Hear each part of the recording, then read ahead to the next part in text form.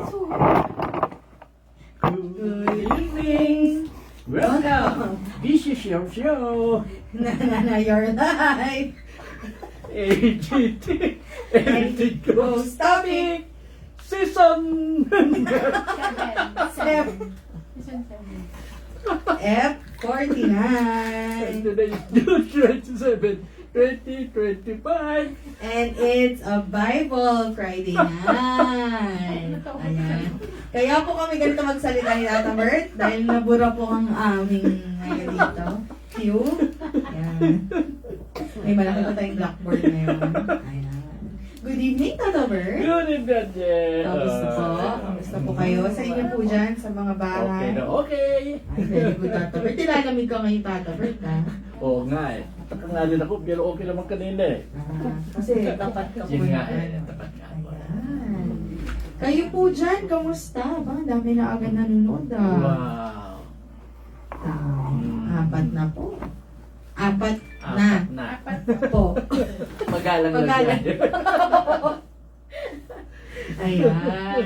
Uy, Tata Bert, ang ganda po ng ano namin. Ng Manawag kahapon, ng biyahe. Ayan.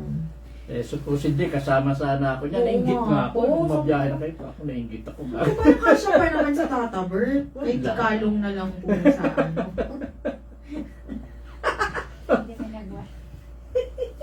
Ayun. Pero maganda naman at haya-hayang biyahe ninyo eh. Opo.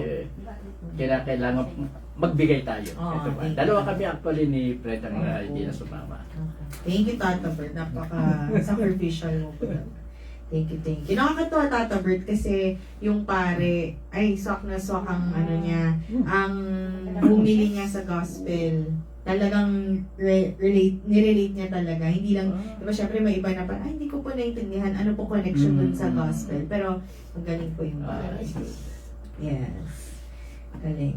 Thank you po. Yan sana nga, no, ganyan yung mga ipinapaliwanag ng mga pare sa ano nila niya. Para mas tinatablan yung tao, mas ano talaga mapipil ng tao. Correct po. Ayan. Tsaka pista po pala ni St. Martin de Porres po pala. Lagi siya-celebrate nila yan doon. ba yun? Akala ko. Pala. Perpetual po pala. Ngayon, Ngayon, 27, ang perpetual. yeah. Ayan. Perpetual health ngayon. Yes. Baka mataas po ang billing sa ano ha. Perps Hospital. Joke lang. Ayan. Ako, Tata Bert, yung nakikita kong, hindi naman yung nabasa kong news, pero yung mga nakarang araw, dami ko nakakitang video na dami na nagre-reklamo sa basaan na pista. Oo. Especially sa San Juan mismo. Opo. Ano ba take mo doon, Tata Bert? Well, pwede naman kasi yung pairalin yung tradisyon, pero wag naman masyado yung garapal. Tama. Lalo na isang tao, pusturyoso. May atin na importante ka, suddenly babasain. Parang hindi bagay din, di ba? Sana tinitignan din ng mga nambabasa kung okay lang. Pero makikita naman nila sa appearance ng isang tao. Correct. Tsaka wag naman gagamit nung gansing burnal. Eh, minsan nga talaga urine yung inaano eh. Naman po. Kaya yung siguro ang ginawa, nag-assign na lang ng isang lugar na kung saan pwedeng gawain yun. Mas No? tama po. Yan ang ginawa nila. Para maayos po. Ay, very good. Okay po. Ayan. Aba, hello po. Good evening kay Miss Erlinda Omania at kay Uy. Mamita. Mukhang nasa malayong Oo. lugar sila ngayon. Ayan. Kay Ate Irene. Hello po. Lola Judy. Ate Nara. Ayan. Ay, kumusta sa inyo? Sabi po ni Ate Irene, Tata Bert, na-miss ka namin, Tata Bert, at si Fred kasama doon. Oo nga eh. Kuya Joseph, ayan. Ay, Joseph, pasensya na ha, nawala ako. Hindi na kasama. Oo nga. Sa susunod, Ah. pwede na si Tata Bert. Ayan. Okay po. Sabi pa ni Ate Irene, okay lang kung malinis ang tubig po. Yun nga. Oo, yun nga. Totoo yun. Ayun. Hello po. Ayun. Sige po, Tata Bert. May isang balita ko na nabasa, no, na ika nga nakakataba ng puso. Isang estudyanteng Pilipino, si Carvey Eren Maige, of Mapua University. Ikang may naka-invento siya eh. Naka-create siya ng ano ang gamit yung mga discarded fruits at vegetables, no? May nakukuha mga substance doon na para makapag-absorb ng UV lights Wow. and convert it into electricity. Ha? Yes, mas ano kaysa 'di ba yung solar panel, Opo. mas maganda itong na-invento niya na ito. Very organic. Tapos, Yes, oo. Hopefully mabigyan ng assistance ng gobyerno. Yun ang isang problema na pupuna ko dito sa gobyerno. Hindi lang naman ngayon ever since no iba pa. Maraming magagaling na Pilipino na inventor. At yung mga inventions nila talagang maganda at pwede pa. Ang problema hindi sinusuportahan ng gobyerno. Yun na nga. Yung gobyerno nakikinig sa alam mo na, yung mga malalaking kumpanya na medyo matatamaan ng mga invention na yon, eto na. Ibibenta na. Hindi na binibenta kundi hinaharang. Gobyerno na mismong ina. Sila na. Hindi tinutulungan ng gobyerno yung mga inventors na yan. Ang nangyayari tuloy, napipirata ng ibang bansa. Ay. Ibang bansa nakikinabang. Yan. Sana naman magbago na tayo ng walang mangyayari sa ating bansa kung hindi natin susuportahan yung ating mga inventors. Dahil magagaling talaga ang Pilipino. Magagaling. May pagkukulang lang na nangyayari.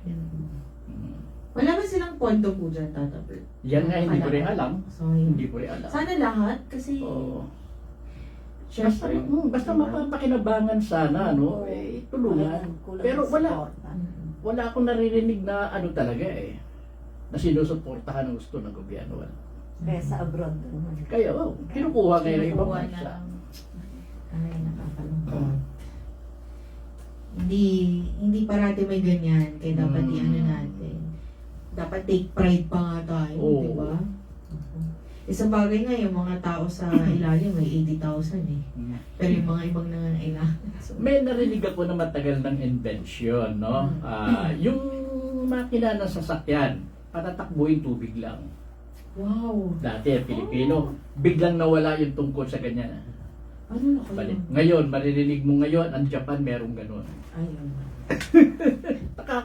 Meron na nitong Pilipino. Nga pala, naalala ko, meron na nitong Sila Pilipino na ilang pili- years ago eh. Tapos Sila sudden yung- din nasa Japan ngayon. So, Tata Bert, since hindi nga siya nasuportahan at kung ano man, na-patent na. Parang Posible. Oh. Posible. Sa Japan pala siya napunta. We don't know kung yun din yun, no? We don't know. Pero narinig ko na yung ganung uri ng invention noong pa. Pinoy. Pinoy ang may gawa. Panood ko yun. Ay, sayang po. Sayang naman yung mga talent. At ang Pinoy, tama si Tata Bert. Very talented po talaga. Ay. Opo. Sige po, Tata Bert, meron ka pa pong ano po? Wala na, yun lang. Naghanap din ako mga good news. Wala masyado. Pero, Wala masyado. Puro aksidente, puro patayan, puro binarika. Ba naman? Sana man na. Ilan lang talaga yung magandang balita na makikita mo. sunod-sunod ang road. Mm. Ano? Tsaka yan po, barilan, saksakan. Yun. Ay, naku po. Kanina, nasa kalye po kami, nadaanan kami dyan sa Mizapote, banggaan ng jeep. Oh, yan mga ganyan. Kotse. Ay, naku po. Ingat po ulit, doble ingat po parate. Ayan. Yes po. May nagtatawag. Meron tayong, yung crew na, yung AGT crew natin. Ayan. Hello po kay Mayo Unotson Nuevedos. Ang haba po ng apelido niya. Good evening po sa inyo. Ayan. Happy Friday. Baka kasi nag-expect po kayo ng kantaan po ulit. Pahinga po muna ng boses si Tata. Pero tinodo niya po nung Nung nakaraan. nakaraan. Ayan. Ako. Ano pa po ba? Ito, may mga good news. Ayan. So, meron mga Broadway musical na nagpopondo para sa mga bata na may mga sakit. Very good yung mga ganyan. Mga non-profit na nire-release nila. Ayan. Palawenya. Ma'am. Sharina Hosol. Crowned Ultimate Grand Winner in Malaysia Pageant. Wow. Pag ganyan mga pageant po talaga, mga Pinoy ang ano na, mga expert dyan eh. Ayan. Diba? Helping to save the Philippine Eagle. Oo. Ayan po. Ang Philippine Dragon Boat Team nanalo ng silver medal. Silver medal. Congrats. Madalas yan, nadadaanan ko yung pagka Sunday. Diyan sila nagpa-practice sa, Sa Manila. Manila Bay. Ay, galing. malapit sa US Embassy. Oh. Akala mo, dali lang no, pag pinapanood mo sila. Yung isang ganun mo lang. Tsaka pag yan ang teamwork, kasi pag Oo, isang ano ka kaya lang. sabay-sabay kayo niyan eh. Grabe no. Nakakatuwa na talaga merong mga taong pinanganak pang sports. Yung, para pag inisip, pag ako nalagay, may kanya-kanya tayong ano sa mundo talaga. Galing ng Ang Diyos. ano yan, yung drum eh. Dug, dug, Oo. dug, dug, dug. Doon ang tempo na gano'n. Oo. Pinapanood ko minsan eh, natutuwa ako. Kahit na malayo eh. Oo. Pag nasa mid yung nagda-drum, ganun. Pero ang galing. Ang Dragon Boat Team natin, tatabit, lagi ko yung naririnig na may mga awards para Magaling ang ano, Yes. Galing. Dragon. Dragon. Dragon Ball Z. Charot. Saka yung ano, yung Eskimo, ano ba yun? Ano ba yun? Yung boat nila na Eskimo. Ay. Meron yun eh. Ah, Meron din. May meron nagpa-practice din din ng gano'n. May tawag doon.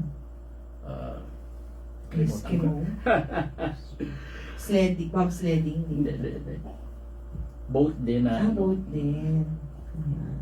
Kayak. Kayaking. Kayaking. Kayaking. Kayak. Galing. Mga ano din, yung Pinoy team din, Tata Bird. Dami nating ano, talents. Doon ko nakikita sa ano, Rose Boulevard. Ay, doon din sila nagpa-practice. Nagpa-practice din doon. Yan ako. Sana no, lahat ng mga ganyang pride and ano, mabigyan ng atensyon. Ayan. Ayan po. Basta na ba tayo, Tata Bert? O, Kung sige, wala pwede na na. pong mga... Wala naman tayo masyado ng bali-balita. Opo, at wala na. Pag may tanong po kayo, tanong lang. At nililista naman po namin pagbalik po. Isa niyo. Ayan po. Pagbasa mula sa libro ni Isaiah, chapter 28. Ito nga po pala nga tinatalakay po natin ay mga mensahe o visions na nakita ni Isaiah. Vision at saka yung mga sinasabi sa kanya na kung ano yung makikitang mangyayari sa Israel at yung mga karating bansa dito, ganun nga. Ayan, so sakto po ang titulo nito, Babala sa Israel. Ayan. Kawawa ang Israel, sapagkat naglalaho na ang kanyang karangalan. Parang kumukupas na kagandahan ng bulaklak sa ulo ng mga lasenggong pinuno. May pabango nga sila sa ulo, ngunit animoy patay na nakahiga dahil sa kalasingan. Narito, may inihanda na ang Panginoon, isang taong malakas at makapangyarihan. Isang tao. Isang taong, kaya nagulat ako. Isang taong malakas at makapangyarihan. Sinlakas ito ng isang mapaminsalang bagyo. Taglay ang malakas na hangin, ulan at rumaragasang baha upang palubugin ang buong lupa. Yuyurakan ang ipinagmamalaking karangalan ng mga lasenggong pinuno ng Israel. Mabilis ang pagkawala ng kanyang nagniningning na kagandahan tulad ng pagkaubos ng mga unang bunga ng igos na agad kinukuha at kinakain kapag nahinog. Sa araw na iyon, si Yahweh na makapangyarihan sa lahat ang magiging maningning na korona ng mga nalabing hinirang. Siya ang papatnubay sa mga hukom upang maging makatarungan sa paghatol at magbibigay ng tapang at lakas sa mga tagapagtanggol ng bayan laban sa kaaway. Yan nga, yung Israel yan, yung mangyayari sa Israel. Dito, ipinapakita na yung kayabangan ng Israel. Yung Israel kasi nito, yung talaga nung maganda dati yung paninirahan. at yung pamumuhay ng mga taga-Israelita na ito.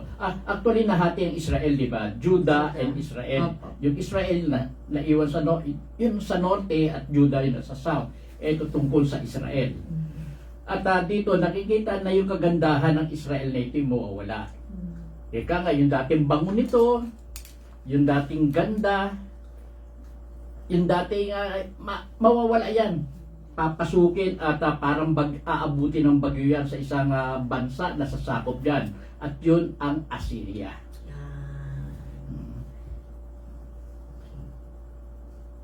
Kaya ng mga binabanggit, yuyurakan ang pinagmamalaking karangalan ng mga lasenggong pinuno ng Israel. Kaya lasenggo kasi, para bang binabaliwala nila yung warning. Binabaliwala nila yung warning na ibinigay ng Diyos through Isaias. Mas binais pa nila yung Magpakasaya. magpakasaya kesa naman asikasiho, paghandaan. Nabubulol ako bakit ba? Kesa naman paghandaan yung warning, yung babala na ibinigay ng Diyos through Isaias. Yes. Alam mong mahina ang kanilang Kaya nga. pagtitiwala at pananampalataya. Pero darating din ang panahon, no? Yan. Na si Yahweh na makapangyarihan ay magiging maningning na korona ng mga nalabing hinihirang. Ito yung mga naiwan. Yung may natira naman, hindi naman lahat na patay o na exile, may naiwan. Siya ang papatnubay sa mga hukom upang maging makatarungan sa paghatol. Once na naging yung mga doon sa mga naiwan, isasaayos niya, susundin niya yan si Yahweh. At yun, maghihirang na ng hukom na magiging parehas na ang paghatol, yung paggagawa ng mga desisyon, unlike noong hindi pa. At magbibigay ng tapang at lakas sa mga tagapagtanggol ng bayan laban sa mga kaaway. Yun. Diba? Mabait pa rin si Yahweh. Oo, ganun talaga. Opo. Ayan. Thank you, Tata Bert. Si Isaiah at ang mga lasenggong propeta ng Judah. Judah naman to, yung sa southern part. Sumusuray na sa kalasingan ang mga pari at mga propeta, kaya sila'y nalilito. Hindi na maunawaan ng mga propeta ang nakikita nilang pangitain at hindi na matuwid ang paghatol ng mga pari. Ang lahat ng mesa ay puno ng kanilang suka, nakakapandiri ang buong paligid. Ganito ang sinasabi nila laban sa akin. Ano kaya ang palagay ng taong ito sa atin? Sino bang nais niyang turuan at pagpaliwanagan? Ang sinabi niya ay para lamang sa mga batang musmos na nangangailangan pa ng gatas. Sinong makikinig sa kanyang pamamaraan? Isa-isang letra, isa-isang linya, at isa-isang aralin. Kaya naman, magsasalita si Yahweh sa bayang ito sa pamamagitan ng mga dayuhan, siya'y magtuturo. Ganito ang kanyang sasabihin. Narito ang tunay na kapahingahan para sa mga napapagal. Ngunit hindi nila ito pinakinggan. Kaya ganito, iba pala. Tama, no? Kaya ganito ang pagtuturo ni Yahweh sa kanila. Isa-isang letra, isa-isang linya, at isa-isang aralin. At sa kanilang paglakad, sila'y mabubuwal, mahuhulog sa bitan, masasaktan, at mabibihan. Dito naman po, yung una kanina, tungkol naman sa mangyayari sa Israel. Ito, dito naman tungkol sa Judah. Dito ganun din. Kung ano yung ginagawa ng Israel sa babala sa kanila, ganun din ang ginagawa ng mga taga-Judah. Binabaliwala nila yon. Mas ginusto pa nila yung maglalasing, magse-celebrate sa kung anumang okasyon yun. At yun nga, binabanggit, nagkandakalat na yung mga suka nila. At nagmamalaki pa sila. Ano kaya ang palagay ng taong, yung sinabi nila ito kay Isaias ano kaya ang palagay ng taong ito sa atin? Yung itong sinasabi ng tao si Isaias yon. Sino bang nais niyang turuan at pagpaliwanagan? Ang sinabi niya ay para lamang sa mga batang musmos na nangangailangan pa ng gatas. Biro mo sinabing ganun. Sinong makikinig sa kanyang pamamaraan? Isa-isang letra, isa-isang linya, at isa-isang aralin. Yung isa-isang letra, ibig sabihin dahan-dahan, pa isa-isa. Hindi yung sinasabi na isang buong salita na ganyan, hindi, paunti-unti. Kaya akala po nila na parang tututuro sa Parang bata ang Opo. anaan. Hindi nila alam, kaya ganon, Para maintindihan. parang maintindihan nila ng gusto. Paunti-unti yung binibigay na paliwanag ni Isaiah sa kanila. Yes. Saka Tata Bert, yun na nga yung point, di ba? So kung paunti-unti, bawat letra, linya, at aralin, dapat nga mas naintindihan nila nung una pa lang. Yeah, Di ba? totoo, So parang totoo. balik din sa kanila kung paano nila tinanggap. Mm-mm. Yun. Kaya naman magsasalita si Yahweh sa bayang ito sa pamamagitan ng mga dayuhan. O, kita mo, dayuhan pa ang ginamit ni Yahweh ito sa pagsasalita. At dahil dayuhan, syempre hindi maiintindihan kung mabilis ang pagsasalita. Dahan-dahan din. Kung baga sa atin, no, pag merong hindi marunong mag-English sa atin, para lang makapagsalita ng English, pautal-utal. O, ganun din yan dyan eh. Opo. Dahil nga yung mga dayuhan na naatasan ni Yahweh na magbigay liwanag, hindi masasabi yun sa salitang Hebrew eh. Correct. Siyempre kung ano yung lingwahe ng mga dayuhan, yun ang gagawain nila. Or, i-attempt nilang ipaliwanag sa pamamagitan ng Hebrew, pero dahan-dahan. Kumbaga sa English Carabao. Opo, English ko. Parang ganun. Opo. Yan, isa-isang letra, yung pagtuturo din ni Yahweh, Opo. ganun eh. Mabubuwal sa kanilang paglakad, mahuhulog sa bitag, masasaktan, at mabibihag. Yan ang mangyayari sa mga taga-Huda. Dahil binabaliwala talaga nila at hindi pinapakinggan yung babala na pinasabi ni Yahweh through Isaiah at sa mga banyagang nagpupunta pa. Isang batong saligan para sa Zion. Kaya't ngayon ay dinggin ninyo si Yahweh, kayong mga walang galang na pinuno, na namamahala sa lungsod ng Jerusalem. Sapagkat sinabi ninyo, nakipagsundo na kami sa kamatayan, gayon din sa daigdig ng mga patay, kaya hindi na kami mapapahamak. Dumating man ang malagim na sakuna, ginawa na namin kuta ang kasinungalingan at pandaraya ang aming kanlungan. Ito ngayon ang sinasabi ng Panginoong Yahweh. Naglalagay ako sa sayon ng batong panulukan. Subok, mahalaga at matatag na pundasyon. Ang magtiwala nito'y hindi mapapahiya. Gagawin kong panukat ang katarungan at pamantayan ang katuwiran. Wawasakin ng bagyo at aanurin ng baha ang lahat ng silungan ng kasinungalingan. Ang pakikipagkasundo mo sa kamatayan at sa daigdig ng mga patay ay mawawala ng bisa at masisira. At kapag dumating ang baha, lahat kayo'y matatangay. Araw-araw, sa umaga't gabi, ang bahang ito'y daraan at kayo'y tatangayin. Maghahasik ito ng sindak at takot upang maunawaan ang mensahe nito. Sapagkat mangyayari sa inyo ang isinasaad ng kasabihan, Maikli ang kamang inyong higaan at makitid ang kumot para sa katawan. sapagkat tulad ng ginawa sa bundok ng Perazim, tatayo si Yahweh at ipadarama ang kanyang galit. Tulad din ng ginawa niya sa libis ng Gibeon. Gagawin niya ang kanyang magustuhan kahit hindi siya maunawaan at tanging siya lang ang nakakaalam. Kaya huwag ka nang magyabang, baka ang gapos mo ay lalong higpitan. Sapagkat narinig ko na ang utos ni Yahweh, ang makapangyarihang Panginoon, na wasakin ang buong lupain. Ito naman, sa Jerusalem. Ang Jerusalem, nandiyan dyan sa ano kasi yan, sa Judah eh. Yan ang pinaka-main city sa Judah. At yun nga, binanggit din dito, no? Sinasabi ng mga taga Jerusalem na ito, no? Nagmamalaki pa sila. Nagyayabang pa, nakipagkasundo na kami sa kamatayan. Wala na, hindi namin inaano yan. Hindi kami takot mamatay. Yan ang ano nila. Kaya hindi mapapahamak. Dumating man ang malagim na sakuna, ginawa na naming kuta ang kasinungalingan at pandaraya ang aming kanlungan. Kaya talaga umira yung kayabangan nila.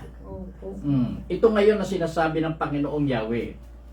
Naglalagay ako sa sayon ng batong panulukan. Subok, mahalaga at matatag na pundasyon. Ang magtiwala rito ay hindi mapapahiya. Kumbaga sa ano nilalagay ni Yahweh on record yung mangyayari na ito sa Jerusalem. Kaya naman sa bato para hindi nabubura. Magiging marka yan or paalala sa mga susunod pang henerasyon.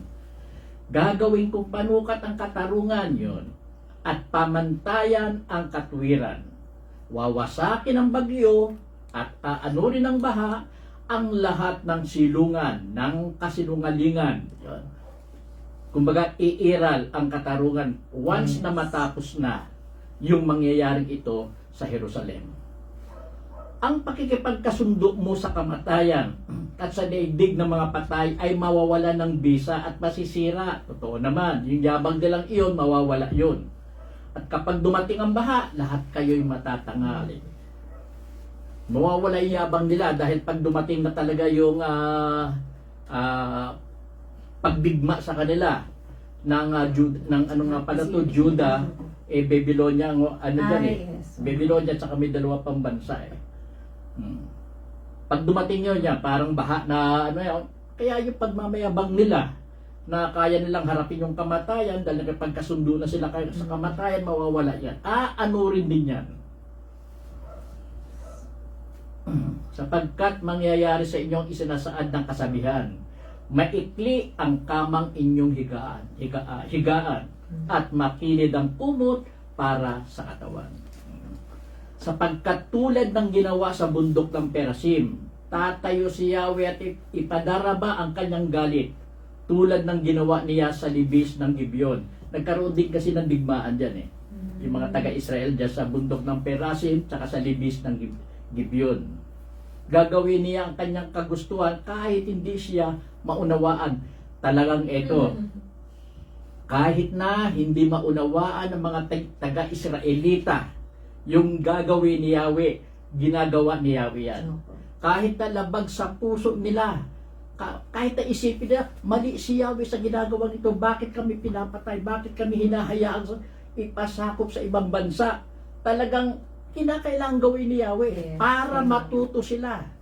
Minsan kasi ganyan minsan sa isang tao, yung isang tao, para matuto lang ng maayos, kinakailangan saktan din yung tao na yun Ganun Yun ang pagdisiplinang ginagawa ni Yahweh. Ilang ulit na pong ginawa ni Yahweh yan sa mga taga-Israel. Matututong Israel, babalik na naman paulit-ulit. Pero hindi nagsasawa si Yahweh na gawain sa kanila ang dapat gawain, matuto lang. Kahit na doon sa punto na talagang maubos ang mga Israelita. At least yung natitirang Israelita nito, matututo uling bumalik ang kanilang paniniwala kay Yahweh. Ganun. Kahit magaano kabigat talaga.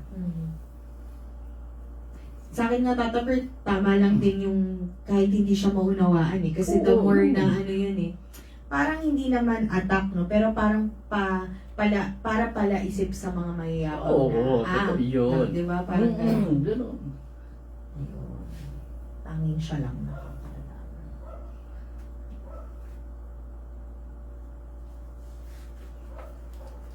Kaya huwag kang magyabang, baka ang gapos mo ay lalong higpitan. Yun nga yung nagyayabang sila ng biro mo, baka ang gapos mo ay lalong higpitan. Sapagkat narinig ko na ang utos ni Yahweh, ang makapangyarihang Panginoon, na wasakin ang buong lupain at whatever cost. Kahit na maubos sila, may matira lang na ilan, basta yung matitirang ilan, magbabago. Ibabalik ang paniniwala kay Yahweh. So be it. Ganun lang yun. Talagang wala, natural lang yan Opo. May masasaktan talaga, may mamamatay talaga, pero kinakailangan gawain. Gawin. May dapat matutunan. Kung kailan pukin yung ulo, gawain. Correct. No pain, no gain. Totoo yun. Totoo yun. Mm. Ang karunungan ng Diyos. Itong aking tinig ay iyong dinggin. Ang sinasabi ko'y iyong unawain. Ang nagsasakabay lagi na lamang pag-aararo at pagsusuyod ang gagawin sa kanyang bukid. Hindi ba't kung maihanda na ang lupa, ito'y sinasabugan niya ng anis at linga? Hindi ba tinatamnan niya ito ng trigo at cebada at sa mga gilid naman ay espelta? Iyan ang tamang gawain na itinuro ng Diyos sa tao. Ang anis at linga ay hindi ginagamitan ng gulong o mabigat na panggiig. Banayan lamang itong nililiglig o pinapalo. Dinudurog ba ang butil na ginagawang tinapay? Hindi ito ginigiig ng walang tigil. Pinararaanan ito sa hinihilang kariton ngunit hindi pinupulbos. Ang mensaheng ito ay mula kay Yahweh na makapangyarihan sa lahat, mahusay ang kanyang payo, at kahanga-hanga ang kanyang karunungan. Ito po ang salita ng Diyos. Salamat sa Diyos. Yan, Tata Bert. Bilang familiar ka, Tata Bert, kailangan ko ng layman's term. Medyo malalim ang ano sa akin. Ng Ito ang aking tinig ay iyong dinggin. Ang sinasabi ko iyong unawain, dito talaga, parang kinakailangan talagang masunod ang universal plan ng Diyos. Oh. Yan, no? Apo. Ika nga, yung pag-aararo, yung mga banggit, yung pag-aararo na hindi basta pag-aararo lang. Mhm. Pag-aararo para ihanda mo yung lupa na tatamnan. Bahagi yan ng plano eh. Opo. Para ika nga makapagtanim ka, then makaani. Hindi naman bigla na, ayan yung lupa, aani ka kagad. Aani na. Hindi. Kailangan ihahanda yung lupa, Mhm. then aararuhin, Opo. then saka magtatanim, saka aabuno. Yun ang plano para magkaroon ng ano. Saya, ganun din ang Diyos eh. Mhm. Kaya may mga bidanggit tungkol sa mga sebada, ganun Opo. din yun. Kinakailangan nakaplano. Mhm. Kaya dito, universal plan ng Diyos yan. Talagang merong masasaktan, merong mga, ano ang tawag dito? Merong mga kaharian Mhm. na talagang magigiba, mawawasak, marami ang mamamatay. Pero yung mangyayaring iyon, part ng universal plan ng Diyos ni Yahweh para maging maayos later on ang lahat. Dahil kung hindi gagawain yun, hindi matututo ang tao. O, kita mo nga sa Biblia, may nababasa tayo, ganito pala ginawi. Dahil lahat siyang bahagi ng plano ng Diyos. Ang anis at linga ay hindi ginagamitan ng gulong o mabigat na panggiik. Banayad lamang itong nililiglig o pinapalo. Talagang yun ang ano eh. Kailangan gano'n ang gawain para maging maayos ang magiging bunga o yung magiging produkto. Kailangan dumaan na tamang procedure para Ayun, yun. tamang Plano, procedure. yan. Step by step. Kaya si Huda kung sino tabaan, kung sino mamatay, basta ito tama. Ito Ito kailangan dapat gawain. Yes. May masasaktan talaga. Pero kung kailangan puwersahin talaga, kung kailangan talaga, basta yan ang tama eh. Mhm. Yan ang gusto ng Diyos na gawain niya dahil alam ng Diyos kung ano ang tama at mali. Ang tao ay tao. Naguguluhan, hindi minsan alam kung ano ang tama at mali. Pero ang Diyos hindi. Hindi magkakamali dahil Diyos yan eh. Mhm.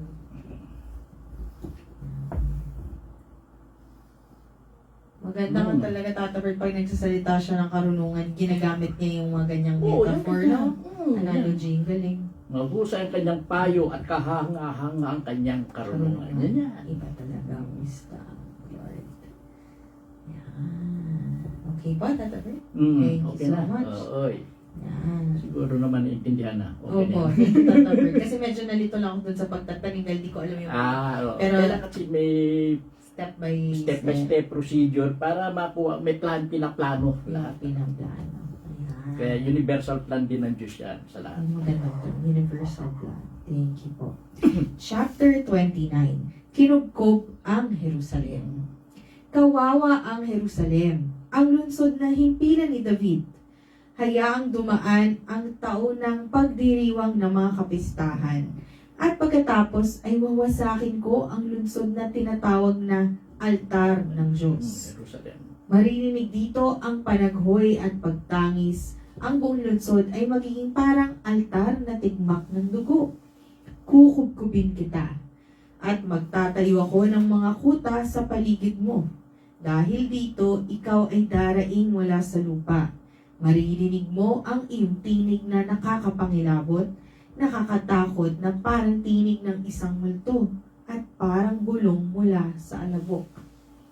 Ngunit ang lulusob sa iyo ay liliparin na parang abo. Parang ipangtatangayin ng hangin ang nakakatakot nilang hukbo.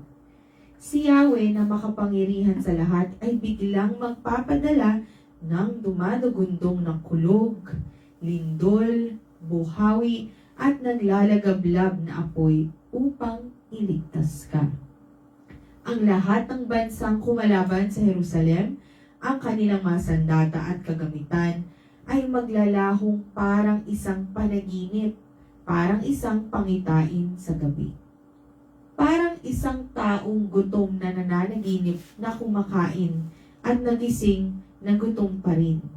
O taong uhaw na nananaginip na umiinom, ngunit uhaw na uhaw pa rin nang siya'y magising.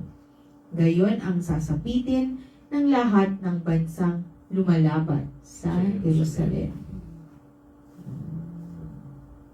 Kawawa ang Jerusalem, ang lungsod na himpilan ni David. O, diyan kasi yung parang pinaka-seat of power ni David sa Jerusalem. Diyan din yung temple. Hayaang dumaan ang taunang pagdiriwang at pagkatapos ay wawasakin ko ang lungsod na tinatawag na altar ng Diyos. Maririnig dito ang panaghuway at panangis at pagtangis. Ang buong lungsod ay magiging parang altar na tigmak ng dugo. Yan nga. Dahil talagang masisira. Pati nga yung templo, naguho yan eh. Naguho yan eh. Kukubkubin kita at pagtatayo ka ng mga kuta sa paligid mo. Dahil dito, ikaw ay daraing mula sa lupa. Marinig mo ang iyong tinig na nakapapangilabot. Nakakatakot na parang tinig ng isang multo at parang bulong mula sa alabok. Ganyan talaga ang daranasin ng Jerusalem. Grabing grabe.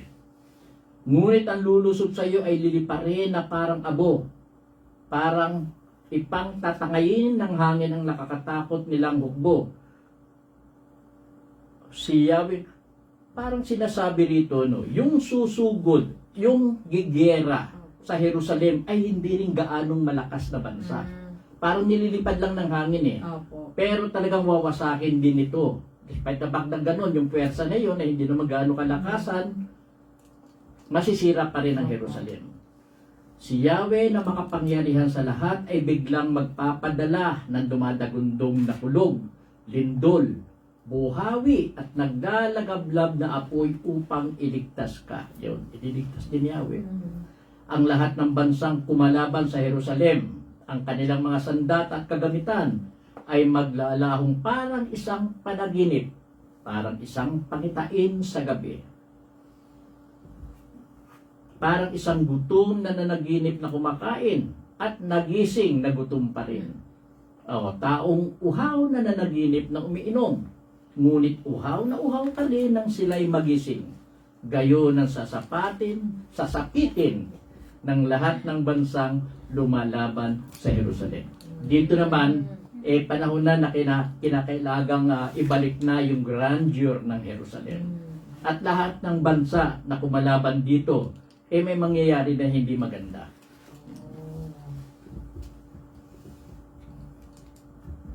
Bulag at mapagmalaki ang Israel. Magwalang bahala kayo at mag-asal mangmang. Bulagin ang sarili at nang hindi makakita. Malasing kayo, ngunit hindi sa alak. Sumuray kayo kahit hindi nakainom. Sapagkat pinadalhan kayo ni Yahweh ng espiritu ng matinding antok. Tinakpan niya ang inyong mga mata, kayong mga propeta. Tinakpan din niya ang inyong mga ulo, kayong mga manghuhula. Ang kahulugan ng lahat ng pangitaing ito ay parang aklat na nakasara. Kung ipapabasa mo ito sa taong nakakaunawa, ang sasabihin niya ay, ayoko, hindi ko mababasa sapagkat nakasara. Kung ipapabasa mo naman sa hindi marunong bumasa, ito ang isasagot sa iyo. Hindi ako marunong bumasa. Sasabihin naman ni Yahweh, Sa salita lamang malapit sa akin ang mga taong ito, at sa bibig lamang nila ako iginagalang. Subalit, inilayo nila sa akin ang kanilang puso, at ayon lamang sa utos ng tao ang kanilang paglilingkod. Kaya muli akong gagawa ng kababalaghan sa harapan nila, mga bagay na kahanga-hanga at katakataka. Mawawalang saysay ang karunungan ng kanilang mga matatalino, at maglalaho ang katalinuhan ng kanilang matatalino. Yan. Bulag at mapagmalaki ang Israel. Dito kasi parang nagtatanga-tangahan eh.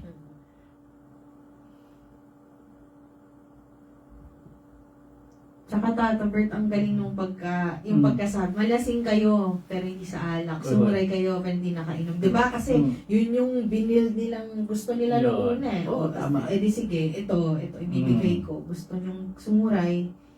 Yan talaga. Kuha nila yung wish nila. Sige po, Tata. Ang kahulugan ng lahat ng pangitain ito ay parang aklat na nakasara. Kung ipababasa mo ito sa taong nakakaunawa, sasabihin niya, ayoko, hindi ko mababasa sapagkat nakasara. Kung ipababasa mo naman sa hindi marunong bumasa, ito ang isasagot sa iyo, hindi ako marunong bumasa. Dito kasi sinasabi, no, lalo na sa ibabang ito, para bang nagbibigay sila ng paggalang kayawi sa salita lang, hindi sa gawa. Parang ganun. Ayun lang ang inaano nila. Sa salita lamang malapit sa akin ang mga taong ito, at sa bibig lamang nila ako iginagalang. Subalit inilalayo nila sa akin ang kanilang puso. Parang, ano ba ito? Balat bunga. Yun. Ang pag-ano nila kayawi. Kumbaga, Tata Bert, yung mga taong, siguro in modern times, yung nagdadasal ako, mahal ko si Yahweh. Correct. Tama. Pero, pag, kunwari, nagdadasal siya, galing siya simbahan, pero paglabas niya, masungit siya. Okay, pumupunta na simbahan. Ayan. Pumupunta, nagdadasal doon. Opo. Pero sa paglabas ng simbahan, iba naman ang ugali. Ayun. Hindi rin talaga, parang pagpapakita lang. Yan, tama. Hindi talaga isinasabuhay yung mga aralin na dapat nilang matutunan. Sa salita lamang malapit sa akin ang mga taong ito. Yan. Kaya muli akong gagawa ng kababalaghan sa harapan nila, mga bagay na kahanga-hanga at katakataka. Mawawalang saysay ang karunungan ng kanilang mga matatalino, at maglalaho ang katalinuhan ng kanilang matatalino. Talagang gagawa na ng importanteng bagay si Yahweh na hindi maiintindihan ng kahinlangan ng matatalino. Pati yung kanilang talino, Oo, ganun talaga. Ang pag-asa sa hinaharap. Kaawa-awa ang mga nagtatago kay Yahweh habang sila'y gumagawa ng mga panukala. Sila na nagsasabing, doon kami sa gitna ng dilim upang walang makakakilala o makakita sa amin. Binabaliktad din niyo ang katotohanan. Masasabi ba ng palayok sa gumagawa nito, hindi naman ikaw ang humugi sa akin? At masasabi ba ng nilikha sa lumikha sa kanya, di mo alam ang iyong ginagawa? Tulad ng kasabihan, hindi magtatagal at magiging bukirin ang kagubatan ng Lebanon, at ang bukirin naman ay magiging kagubatan. Sa araw na iyon, maririnig ng bingi ang pagbasa sa isang kasulatan, at mula sa kadiliman, makakakita ang mga bulag. Ang nalulungkot ay muling liligaya sa piling ni Yahweh at pupurihin ng mga dukha ang banal na Diyos ng Israel. Sapagkat mawawala na ang malupit at mapang-api, gayon din ang lahat ng mahilig sa kasamaan. Lilipulin ni Yahweh ang lahat ng naninirang puri, mga sinungaling na saksi at mga nagkakait ng katarungan sa matuwid. Kaya ito ang sinasabi ni Yahweh ang tumubos kay Abraham tungkol sa sambahayan ni Jacob. Wala nang dapat ikahiya o ikatakot man ang bayang ito mula ngayon. Kapag nakita nila ang kanilang mga anak na ginawa kong dakilang bansa, makikilala nila na ako ang banal na Diyos ni Jacob. Igagalang nila ang itinatanging Diyos ni Israel. Magtatamo ng kaunawaan ang mga napapalayo sa katotohanan at tatanggap ng pangaral ang mga matitigas ang ulo. Ito po ang salita ng Diyos. Salamat sa Diyos. Yung sa unang bahagi ng ang pag-asa ng hinaharap, no? Dito kasi may mga tao na mahilig magpaplano nang hindi sumasangguni kay Yahweh. Kaya pinaplano nila nang hindi alam ni Yahweh, kahit napatago sa dilim pa nila ginagawa. So ayaw nilang isangguni kay Yahweh. Kaya walang nangyayari pagka gano'n ang ginagawa nila. Kahit na anong iyong balakid sa mga simpleng bagay, still, dapat mag-pray ka pa rin na sana maging matagumpay yung ginagawa mong iyan. Eto sila, itinatago. So, walang nangyayari. Tulad ng kasabihan, hindi magtatagal at magiging bukirin ang kagubatan ng Lebanon. At ang bukirin naman ay magiging kagubatan. Sa araw na iyon, maririnig ng bingi at pagbasa sa isang kasulatan. Dito, magkakaroon na ng pagbabago. Magandang pagbabago. Dahil ibinalik nila yung kanilang paniniwala, yung kanilang pagmamahal kay Yahweh. Kaya, for the better na ang magiging kaayusan dito. Sapagkat mawawala na ang malupit at mapang-api yun. Gayon din ang lahat ng mahilig sa kasamaan. Magbabago na ang pamumuhay ng tao niyan. Magiging maayos na ang lahat.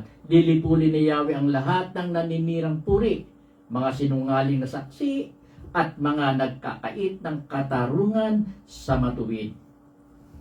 Yan, mag-uumpisa na. Dadami na. Ang lahi ni Jacob, ni Abraham, dadami na dyan, magiging maayos na ang kanilang bansa. Talagang totoong propeta. Oh. Dahil lahat ay nabanggit. Ayan po. Chapter 30. Walang kabuluhang pakikipagkasundo sa Ehipto. Sinabi ni Yahweh, Kawawa ang mga suwail na anak na ang ginagawa ay hindi ayon sa aking kalooban. Nakikipagkaisa sila sa iba ng labag sa aking kagustuhan. Palala ng palala ang kanilang kasalanan. Nagmamadali silang pumunta sa Ehipto upang humingi ng tulong sa Paraon. Ngunit hindi man lamang sila sumangguni sa akin. Mabibigo lamang kayo sa hinahangad ninyong tulong at kahihiyan lamang ang idudulot ng inaasahan ninyong proteksyon. Bagamat nasa sowa ng kanilang mga pinuno at ang mga sugo nila ay umabot pa hanggang Hanes, mapapahiya lamang kayong lahat dahil sa mga taong walang pakinabang. Hindi naman tumutulong at hindi rin maaasahan. Wala silang matatamo kundi kabiguan at kahihiyan. ito ang mensahe ng Diyos tungkol sa mga hayop sa katimugang desierto. Ako natatabi? O sige. Sa lupain ng kaguluhan at dalamhati, sa lugar na pinamamahayan ng mga leyon, ng mga ulupong at mga lumilipad na dragon, ikinakarga nila ang kanilang kayamanan sa mga asno at mga kamelyo, upang ibigay sa mga taong walang maitutulong. Ang bansang Ehipto'y hindi maasahan, kaya tinawag ko siyang inutil na Dragon. dragon. Oh. Ayan. Kawawa ang mga suwail na anak. Dito kasi, no, nakikipagkasundo ang mga Israelita sa Ehipto nang hindi sila sumasangguni kay Yahweh. Kaya pagka ganun talaga nagtatampo si Yahweh dahil alam naman na hindi dapat ganoon. Opo. Dahil kay Yahweh lang naman sila sasangguni. Ayos dan lahat eh. Pero hindi. Kala nila nalalakas lang sila sa Ehipto. Pero para bang pakiramdam nila siguro malakas na bansang Ehipto. So, masasandigan nila yon. Nandiyan dyan naman si Yahweh. Nagtatampo yung isa. Yes. Mabibigo lamang kayo sa hinahangad ninyong tulong at kahihiyan lamang ang idudulot ng inaasahan ninyong proteksyon. Talagang kala nila mapoprotektahan sila ng gusto ng Egypt. Mapapahiya lamang kayong lahat dahil sa mga taong walang pakinabang. Hindi naman tumutulong at hindi rin maasahan. Wala silang matatamo kundi kabiguan at kahihiyan. Ganun pang ginawa nila, Ito ang mensahe ng Diyos. Sa lupain ng kaguluhan at dalamhati, sa lugar na pinamamahayan ng leon, ng mga ulupong, ng mga lumilipad na dragon, ikinarga nila ang kanilang kayamanan sa mga asno at mga kamelyo. So yung kayamanan ng Israelita, inilagay nila sa asno, sa kamelyo, at pinadala sa Ehipto. Para bang, eto, sa inyo ng kayamanan na ito, protektahan mo kami. Parang gano'n. Hindi naman gano'n ang nangyari. Inutil na dragon ang tawag ni Yahweh sa Ehipto. Dahil paano nga umaasa sa kanila ang mga taga-Israel, wala namang nangyari. Opo. Thank you. Tumangging makinig ang Israel. Halika at isulat mo sa isang aklat kung anong uri ng mga tao sila, upang maging tagapagpaalala magpakailanman kung gaano kalaki ang kanilang kasalanan. Sapagkat sila yung mapaghimagsik laban sa Diyos, sinungaling at ayaw makinig sa aral ni Yahweh. Sinasabi nila sa mga tagapaglingkod, huwag kayong magsasabi ng katotohanan. At sa mga propeta, huwag kayong magpapahayag ng tama. Mga salitang maganda sa aming pandinig ang inyong banggitin sa amin, at ang mga hulang hindi matutupad. Umalis kayo sa aming daraanan, at ang tungkol sa banal na Diyos ng Israel ay ayaw na naming pakinggan. Kaya ito ang sabi ng banal na Diyos ng Israel. Tinanggihan mo ang aking salita, at sa pang-aapi at pandaraya ka nagtiwala. Kaya darating sa iyo ang malagim na wakas, tulad ng pagguho ng isang marupok na pader na bigla na lamang babagsak. Madudurog kang parang palayok na ibinagsak ng walang awa. Wala kahit isang pirasong malalagyan ng apoy o pansalok man lamang ang tubig sa balon. Ayaw pa rin makinig. Ulit. Halika't isulat mo sa isang aklat kung anong uri ng mga tao sila upang makapagpaalala magpakailanman. Yung kinakailang isulat nga raw sa aklat para malaman kung anong uri ng tao itong mga taga-Israel nito. Naghimagsik sila sa Diyos, sinungaling at ayaw makinig sa aral ni Yahweh. Ayun, sinabihan pa nila, wag daw. Sinasabi ng mga tagapaglingkod sa mga taga-Israel, wag kayong magsasabi ng katotohanan. Ang laging sasabihin nyo lang yung mabulaklak na mga pananalita, yung nakakapagbigay ng ganda, pero hindi yun ang katotohanan. To the point na kailangan magsinungaling sila, magsalita ng magagandang salita, yung magagandang pakinggan, na hindi naman yun ang totoo. Yun ang mas gusto nilang pakinggan ng mga taga-Israel nito. Kaya ito ang sabi ng banal na Diyos sa kanila, tinanggihan mo ang aking salita, at sa pang-aapi at pandaraya ka nagtiwala. Kaya darating sa iyo ang malagim na wakas tulad ng pagguho ng isang marupok na pader na bigla na lamang babagsak. Madudurog kang parang palayok na binagsak ng walang awa. Wala kahit isang pirasong malalagyan ng apoy o pansalok man lamang ng tubig sa balon. Ganun po ang mangyayari dito sa mga taga-Israelita na ito. Dahil ika nga, mas gusto nilang pakinggan yung magagandang salita Pero wala namang katotohanan. Mas yun ang ano nila bakit ganun? Simpleng-simple lang sana ang kanilang gagawain. Makinig lang sa katotohanan at manalig kay Yahweh. Yun lang. Yes. Pero ewan, bakit ayaw nilang gawain? Magtiwala kay Yahweh. Sinabi pa ng Panginoong Yahweh, ang banal na Diyos ng Israel, Maliligtas kayo kapag kayo'y nagbalik loob at nagtiwala sa akin. Yun. Kayo'y aking palalakasin at patatatagin. Ngunit kayo'y... okay. Ngunit kayo'y tumanggi. Sinabi ninyong makakatakas kayo sapagkat mabibilis ang sasakyan ninyong kabayo. Ngunit mas mabibilis ang hahabol sa inyo. Sa banta ng isa, 1,000'y tatakas. Sa banta ng 5, tatakas ang lahat. Matutulad kayo sa tagdan ng bandila na doon naiwan sa tuktok ng burol. Ngunit si Yahweh ay naghihintay upang tulungan kayo at kahabagan. Sapagkat si Yahweh ay Diyos na makatarungan, mapalad ang lahat na nagtitiwala sa Kanya. Pa din, Yahweh. Yun nga.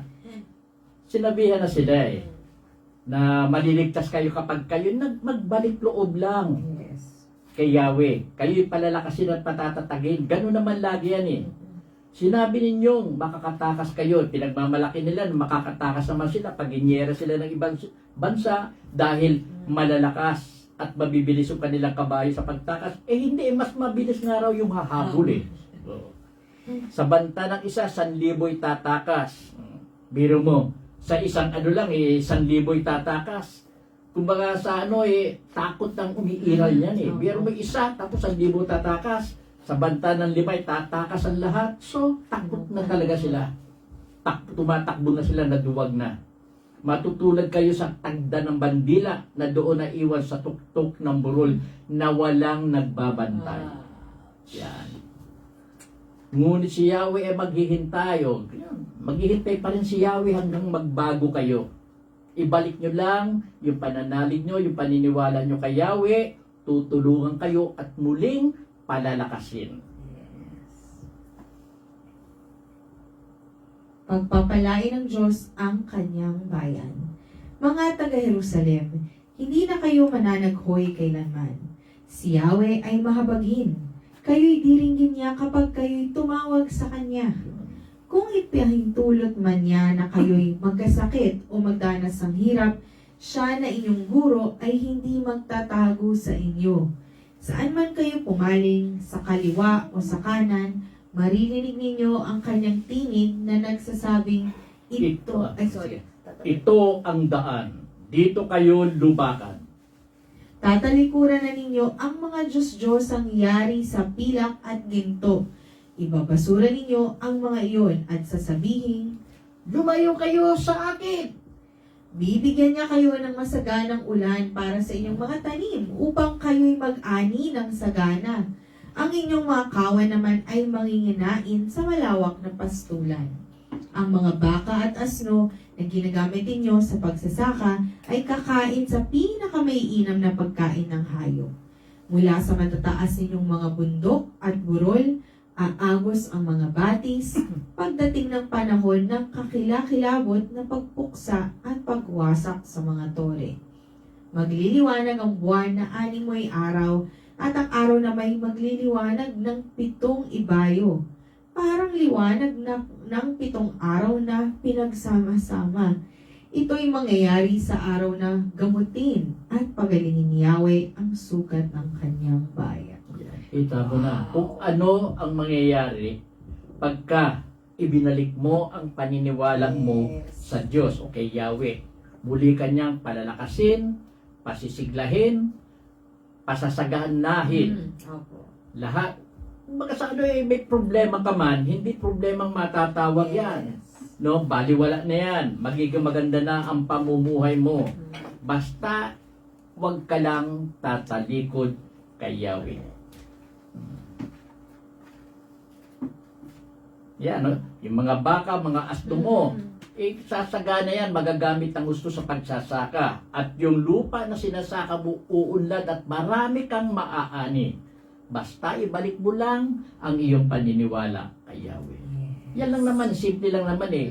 Kahit na magkasala ka, humingi ka lang ng tawad at bumalik ka kay Yahweh, magiging ayos na naman yan. Yes.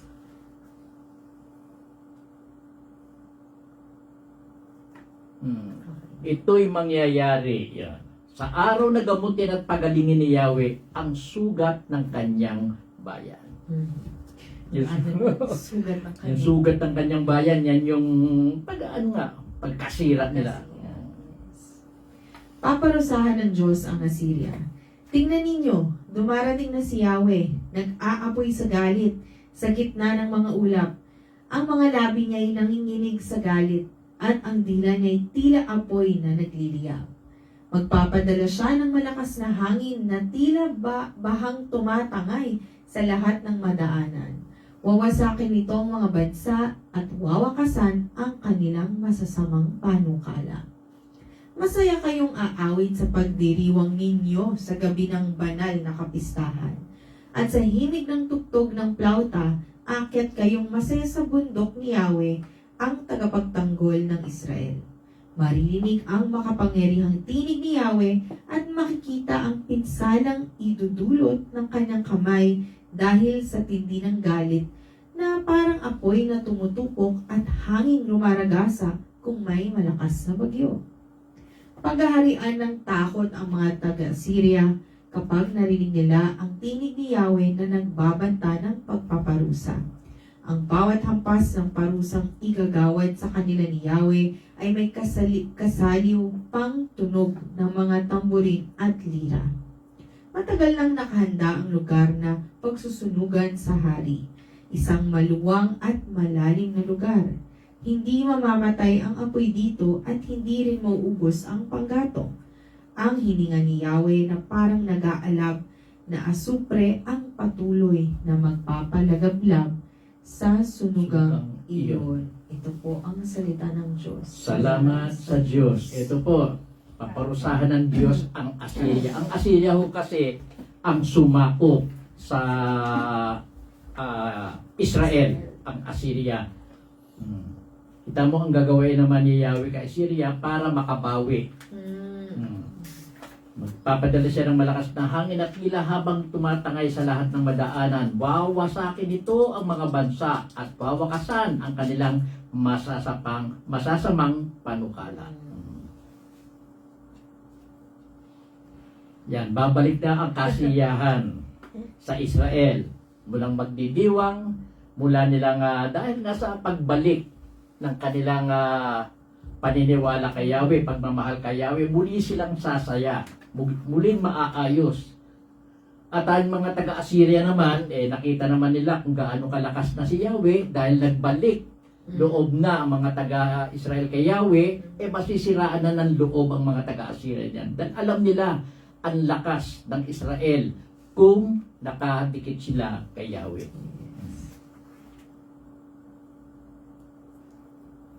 Kita mo, bawat parurusahan ni Yahweh kasi mga taga-Assyria, may saliw pa ng tugtog ng mga tamburin at lira. Matagal nang nakahanda. Ang lugar na pagsusunugan sa hari ng Assyria, isang maluwang at malalim na lugar. At hindi pa mamamatay ang apoy dito dahil si Yahweh ang nagpapalagablab sa sunugang iyon. Yung apoy doon. Hindi naman talaga susunugin yung hari ng Assyria eh. Hindi ka tumitigil na apoy. Oo, Pagkain kay Yahweh. Naka-ready na eh. Opo. Nako, grabe. Ayan po. Ayan. Ano na po ba sa akin, Tata Bert, ang aking ano po, tingin po dyan. Ayan po, sa akin po, dito sa 3 chapter po na ito, no? Ay, wait lang. Ayan. Sa chapter po na ito, isa lang po, actually naman po lahat ng sinasabi ni Isaiah na babala sa lahat. Lagi namang merong hindi nakikinig, makikinig, hindi. So, parang pare-pareho po. Pero sa akin yung pinaka, siguro yung nag-stick sa akin dito, Tata Bert, yung ginagawa niya to lahat, para hindi nila maunawaan in general. Pero very soon, maiintindihan nila kung bakit ginawa ni Yahweh. Kumbaga, ganun ang Diyos sa atin eh. May nangyayaring tingin yung hindi maganda sa ngayon, tapos dami mong questionin mo yung sarili ko, questionin mo yung Diyos, bakit nangyayari sa'yo. Pero, tama yun, no? Lahat tayo, na-experience natin yun. Hindi natin maintindihan bakit ganito yung nangyayari sa atin. Pero let's say, yung purpose nun, after ilang years, or dun sa timing ni God, tsaka mo lang siya may intindihan. Kaya mo siya naiintindihan dahil yun na yung parang pathway or binuksan na niya yung susi ng wisdom, utak ng puso mo na okay, nagbalik loob na sa akin si Anje, okay, nagbalik loob na sa akin mga Israelita, kaya maiintindihan na nila ngayon. Yun po yung sa akin. Ganun po talaga, no? Lahat ng bagay na umiikot, lahat ng bagay nangyayari dahil bahagi po yan ng isang plano, universal plan. Sa buhay po ng tao ngayon, may mga nai-encounter po tayo mga bagay o pangyayari na kinakailangan disiplinahin ng isang tao na ayaw matuto. Minsan, gagawa tayo ng drastic na pamamaraan upang matuto lang ang taong iyan sa tama. Kinakailangan ganun eh. Ganyan pong ginagawa ng Diyos talaga. Kayang tiisin ng Diyos yung sakit na madarama niya, matuto lang ang isang tao. Parang isang tao ay mabuhay ng matuwid, diretso ang lalakarin. Ganun po talaga yan. Lahat po yan nakaplano. At magiging maayos ang lahat niya sa bandang huli kung ang plano ng Diyos ang masusunod. Talagang minsan makakaramdam tayo ng, lalo na sa isang magulang minsan, nakakaramdam ang isang magulang pag nakikita na hindi ayos ang kanyang pamilya. Pero minsan po, gumagawa kasi ng paraan ang Diyos na makakaapekto sa isang pamilya. May masasaktan, totoo. Pero titignan po natin, bakit nasasaktan ang mga miyembro ng pamilya o ang isang pamilya. May dahilan po yan eh. Isang dahilan na ika nga magpapabuti sa pamilya na iyon. May mga drastic measures na kailangang isakatuparan, na kailangang pagdaanan para lang po matuto ang mga tao. Matuto ang lahat-lahat para sa kabutihan po ng mga tao na rin, siyempre. Ganun po talaga. Tanggapin po natin. Huwag tayong masasaktan sa pamamaraang ginagawa ng Diyos. Masakit man talaga yun, pero kailangan gawain eh. Kailangan gawain at kailangan pagdaanan para maging maayos ang lahat sa huli. Yung po ang aking pagkakaintindi dito sa tinalakay po natin. Napakaganda po. Napakaganda. Isip ng mga tao, grabe yung parang sa Diyos. Pero nako, at the end, it's all because of His mercy and love for ganun us. talaga. Yes. At ika nga, sana po, no, naramdaman natin kung ano yung mensahe ng mga tinatalakay nito. Thank you so much, Tata Bert. At mamaya po, meron pong online prayer vigil, 10 o'clock po yan. Yes. Bukas nga po pala, yung lecture po, 142nd lecture. Okay. Muli, magandang gabi po sa inyo. See you tomorrow, Healing Day. Thank you po. Happy weekend. God bless.